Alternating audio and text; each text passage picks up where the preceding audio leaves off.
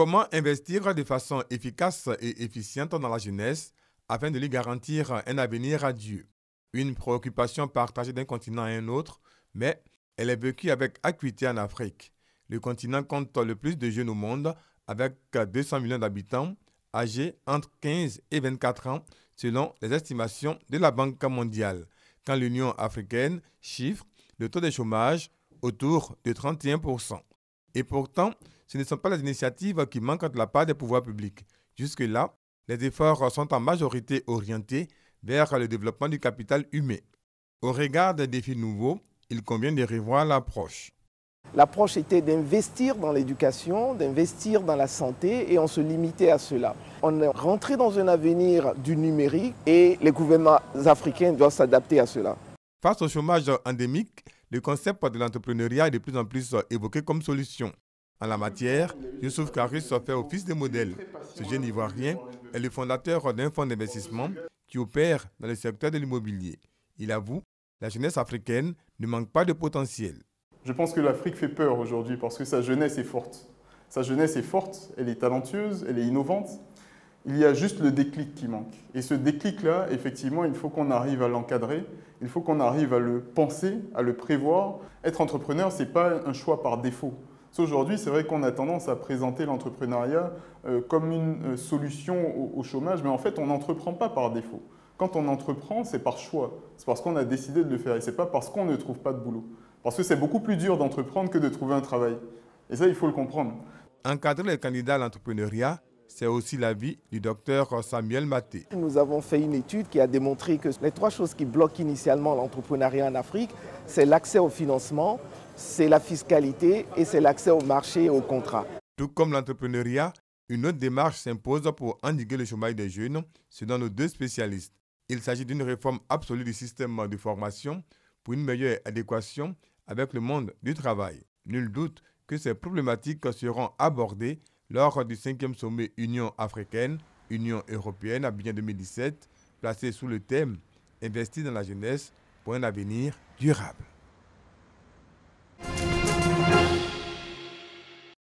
Bonne occasion pour se faire un peu d'argent. Nous sommes dans le village de Natio Kobadara à Korogo. Dans cette localité, le beurre de karité est fabriqué. Aujourd'hui, jour de visite de la secrétaire exécutive d'ONU Femmes, est une belle opportunité pour les femmes productrices du beurre de karité. Ce qu'il y a eu là, ça vaut 30 000 et quelques. Bon, par jour, on peut faire plus de 100 savons. Ça me donne le courage même, beaucoup même. La production est artisanale.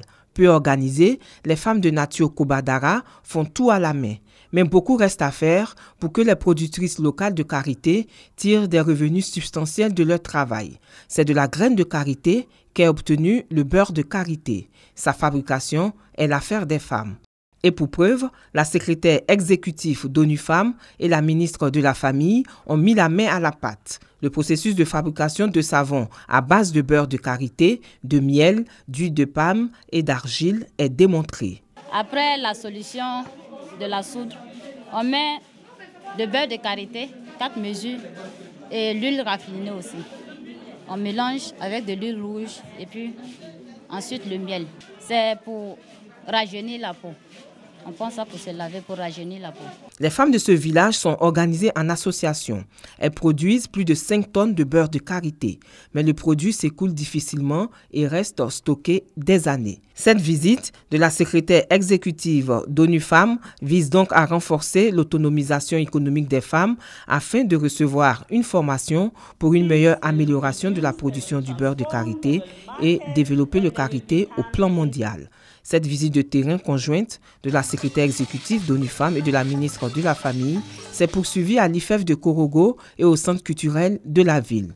Ici également, l'amélioration des conditions de vie des femmes a été évoquée. La prochaine étape, c'est de rechercher les ressources pour ces femmes-là, pour qu'elles puissent produire plus en masse. Elle va aussi soutenir le ministère dans toutes ses activités. Elle attire l'attention pour dire qu'ils seront aussi impliqués dans tout ce qui est comme égalité des genres, mettre fin au mariage précoce des jeunes filles. Et ils veulent que toutes ces filles-là restent le plus longtemps à l'école, qu'elles deviennent des femmes capables et responsables dans ce pays-là. Pour la ministre, il faut soutenir le plaidoyer sur le leadership féminin. de Côte d'Ivoire qui vont bénéficier de nombreux projets en matière de transformation agricole, en matière d'autonomisation de la femme, en matière d'éducation et en matière d'entrepreneuriat féminin. Et surtout, elle va nous aider dans le plaidoyer pour le leadership féminin à travers la loi sur la parité qui est en cours d'élaboration. Toutes ces activités s'inscrivent dans le cadre de la campagne de commémoration des 16 journées d'activisme contre les violences basées sur le genre.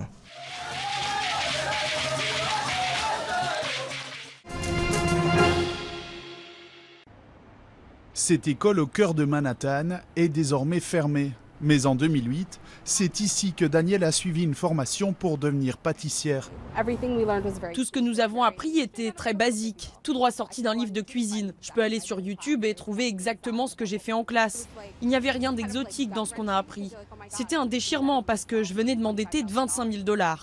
25 000 $ pour une formation de 9 mois et un diplôme qui ne lui a jamais permis de travailler dans son secteur. Danielle estime que le centre d'enseignement professionnel où elle a étudié lui a menti sur la qualité du programme et ses débouchés. Une clause l'empêche de poursuivre l'établissement en justice, alors comme la loi l'y autorise, elle a demandé l'annulation de sa dette à l'État américain pour fraude. Près de 95 000 élèves de ces établissements privés ont demandé l'effacement de leurs dettes. Le programme, renforcé sous Barack Obama, devait être effectif en juillet. Mais la nouvelle ministre de l'Éducation, Betsy DeVos, a bloqué les dossiers et ordonné un réexamen du processus. Pour ses adversaires, elle protège surtout les écoles privées, souvent financées jusqu'à 90% par l'État américain. Pour l'association qui représente ces écoles à but lucratif, en revanche, le ministère avance enfin dans la bonne direction. L'administration Obama pensait que l'éducation devait être dispensée soit par le secteur public, soit par les écoles à but non lucratif.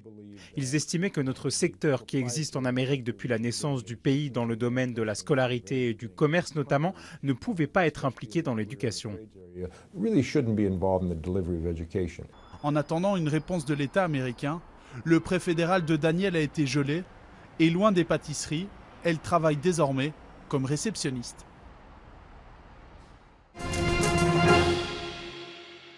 Il est 16h ce jour-là, le 28 novembre 1943, lorsque s'ouvre la session plénière de la première rencontre des chefs des 3 puissances militaires alliées à l'ambassade soviétique à Téhéran. Le premier ministre britannique Winston Churchill et les présidents des États-Unis et du RSS, Franklin Roosevelt et Joseph Staline. Staline qui impose la date et le lieu, l'Iran, occupé dès 1941 par l'URSS et le Royaume-Uni. Même si les machines de guerre américaines et britanniques tournent à plein régime sur les théâtres asiatiques et méditerranéens, Staline est en position de force.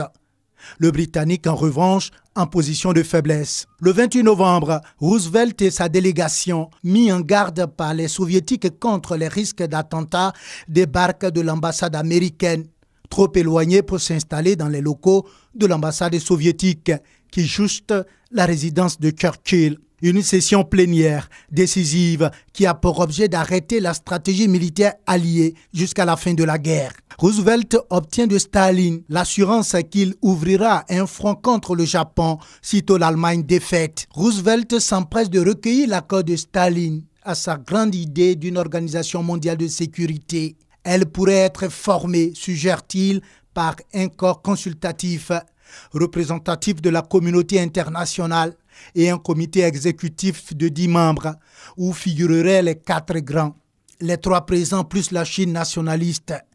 Staline ne prise guère la présence d'un rival chinois dans le cercle des grands, mais il est rassuré par la promesse du président américain de réserver à chacun d'entre eux un droit de veto.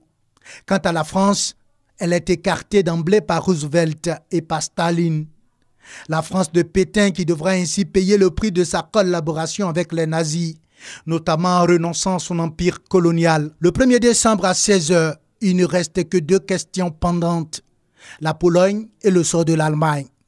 Staline fait accepter le principe de la frontière polono-soviétique le long de la ligne Curzon, du nom du secrétaire au Foreign Office qui avait proposé ce tracé en 1919. Le 2 décembre, chacun retourne dans sa capitale. Le plan d'opération militaire arrêté à Téhéran sera respecté avec les débarquements en 1944 en Normandie puis en Provence. La conférence de Yalta ratifiera en février 1945 le déplacement vers l'ouest des frontières de la Pologne. L'Organisation des Nations Unies, la grande idée de Roosevelt, verra le jour au printemps 1945 avec la charte de San Francisco. Bien avant Yalta, la conférence de Téhéran avait en 3 jours jeté les dés de l'ordre politique et militaire de l'après-guerre.